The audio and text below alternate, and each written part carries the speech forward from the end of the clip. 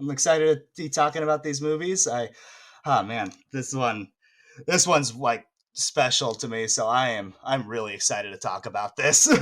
Yes, I am too. The movie we are talking about today is Back to the Future Part 2.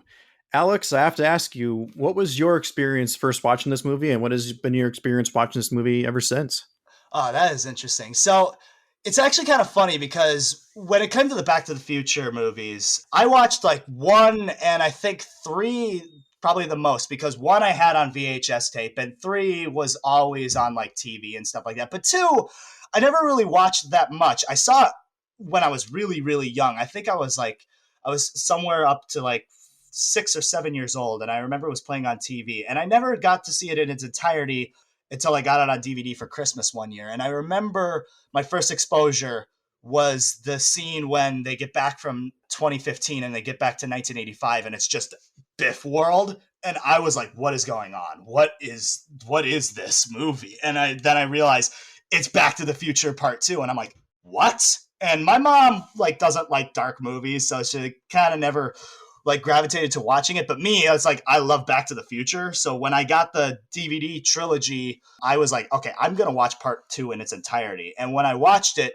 for the first time, I remember thinking, wow, this is a great sequel, honestly. And I remember like reception for it with people could be kind of mixed. Like some people, when it comes to the sequels to Back to the Future, it could be kind of hit or miss. But two, I remembered I love because it was one of the first movies to really like show the consequences of time travel because you got Biff World, and the whole thing with the almanac, and it played for a very very different and interesting sequel, and also just everything with them going back to 1955. So we got to see scenes from the first movie through different lenses, and it's such an interesting movie. It's so much to unpack also for like what little they do with it because Robert Zemeckis and Bob Gale, they're such great screenplay writers that they are just able to like give you everything you need in such a great like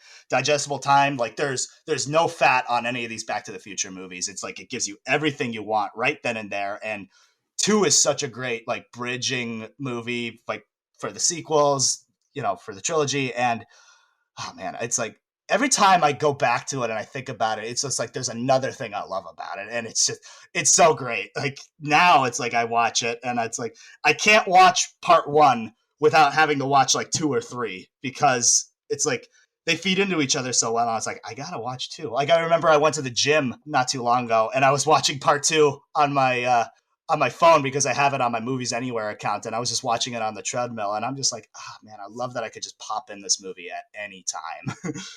it, That's it, awesome. yeah. What was your exposure seeing Back to the Future Part Two for the first time?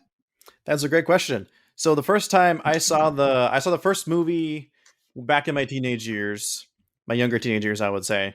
I also had a close friend at the time who was also really into it as well.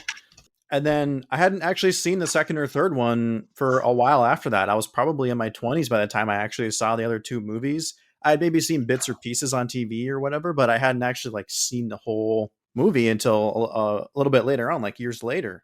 Having said that, I do like all three of these movies. It is an excellent trilogy, probably an underrated trilogy. I would I'm, say so.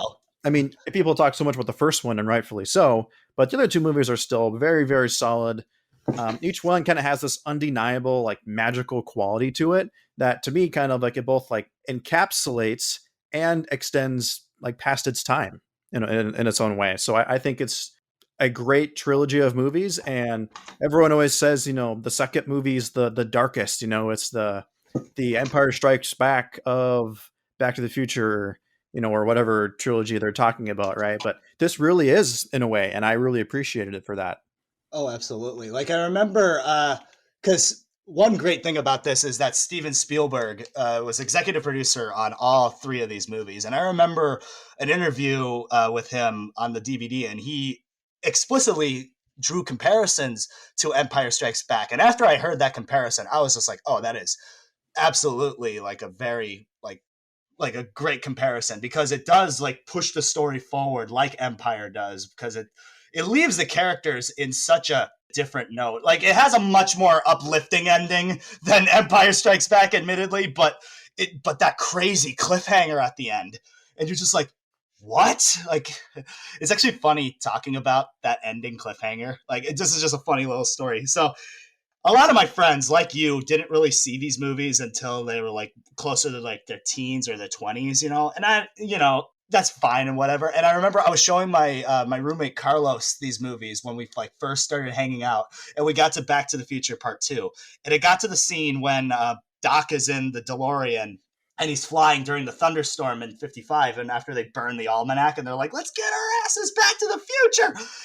I remember Carlos said, and then just Doc gets struck by lightning, and he meant that as a joke, and then all of a sudden Doc gets struck by lightning and goes back in time, and then he was No like, way. and he was like, I was just kidding.